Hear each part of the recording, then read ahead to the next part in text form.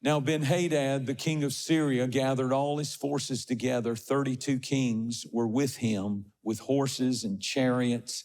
He went up and besieged Samaria and made war against it when he sent messengers into the city to Ahab, king of Israel, and said to him, thus says Ben-Hadad. I want to mention that he was named after his father. His father's name was Hadad, and it means the king of whirlwinds. His father was such a brutal man, and now the son, which notice the terminology of the words it talks about, I'm going to make you like dust. He's saying, I am the reincarnation of my father, and I'm coming to destroy like a whirlwind. Verse 3, listen to the enemy. Your silver and your gold are mine. Your loveliest wives and children are mine. The king of Israel answered and said, O my Lord, O king, just as you say. No resistance, no opposition. You want my family, you want my marriage, you want my business, you want my finances, just as you say.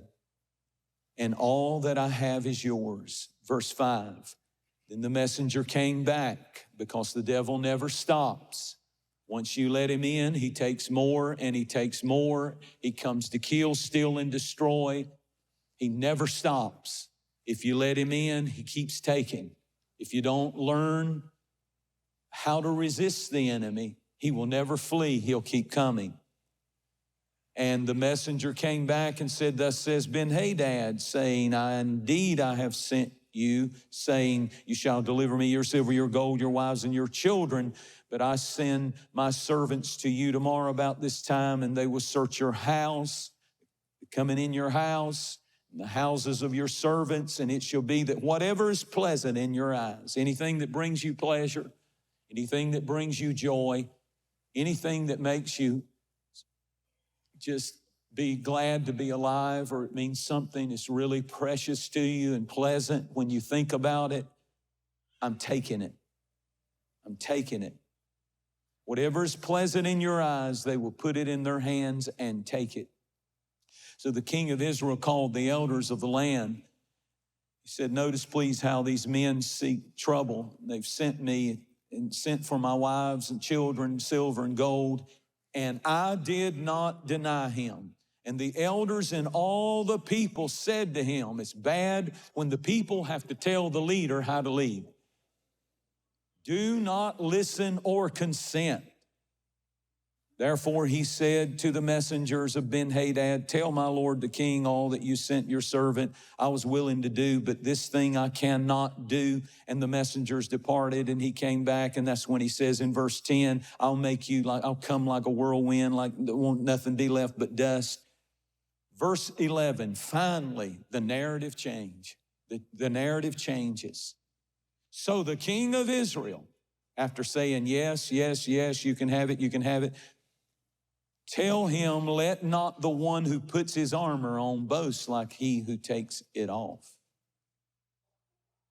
Verse 13, suddenly a prophet approached Ahab, king of Israel, and God said, I'll deliver the enemy into your hand. I want to talk to you for a few minutes about this story because I believe it's a powerful lesson. You hear a lot in the media today about controlling the narrative. You hear it in politics, you hear it in sports, you hear it even in controversies and crisis. Whoever controls the narrative controls the outcome. That's the thought. That's what people believe. If you keep saying it, doesn't matter what the truth is, just control the narrative and you will control the outcome. And in this story, it's like Ben-Hadad, this evil Syrian king, and his army links up with 32 other kings because he had tried to conquer Israel before. You read it again and again and yet again, it says, and yet again they came against Israel and he couldn't defeat them. But this time was different because he hired 32 different nations, their kings and their armies against one group of farmers, the Israelites, and it was because Ben-Hadad knew the power of their God. And he thought, this time, because I've got 32 kings and their armies plus my own army, they do not have a chance. Their back is against the wall. I'm going to destroy them. The reason you face great resistance is because the devil knows who you are. The enemy knows who you are. I believe that the devil's afraid of this church. I believe he knows. I believe demons know that we're here today. I believe that he's afraid because we're anointed to pray. We're anointed to preach. We're anointed to sing. We're anointed to lift Jesus up. We're anointed to lay hands on people. We're anointed today to set captives free. We're anointed today to change the narrative in somebody's life who has accepted addiction and bondage for the rest of your life. That's what the enemy tells you. And as long as you keep letting him come and take and take and take, he'll take your family, he'll take your life, he'll take your aspirations, your dreams, your money, your resources. He will take it all, and then he'll come after that which is pleasurable and seems good to you and things that you enjoy, to where you're suicidal and you see no reason to keep hoping and keep believing. That's what the enemy wants to do.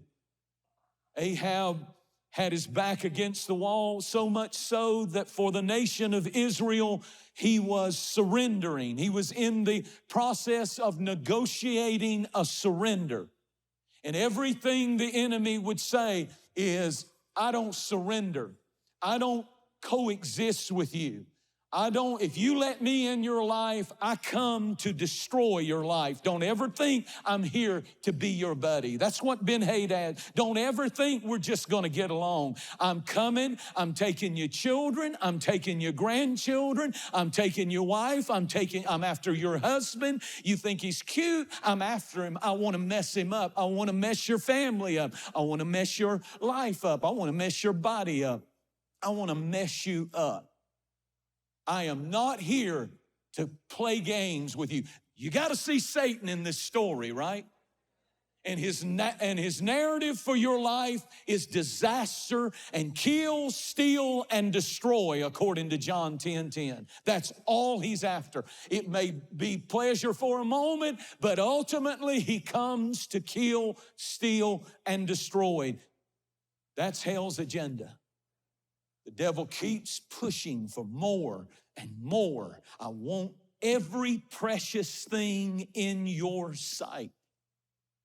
Whatever's precious to you, I want it. Everything you like. And there's that moment when the elders spoke to Ahab with such authority that they said, don't consent. What do you mean? He kept taking and you haven't stood up. And there comes that moment when the whole narrative of the story changes, because if you change the narrative, you change the outcome. So many of us just sit back and let the enemy attack, and we think, well, we are helpless and that's just how it goes and we don't have any say-so. But I've come today to preach about when victory begins to discover that it has a voice. Don't let the enemy do all the trash talking.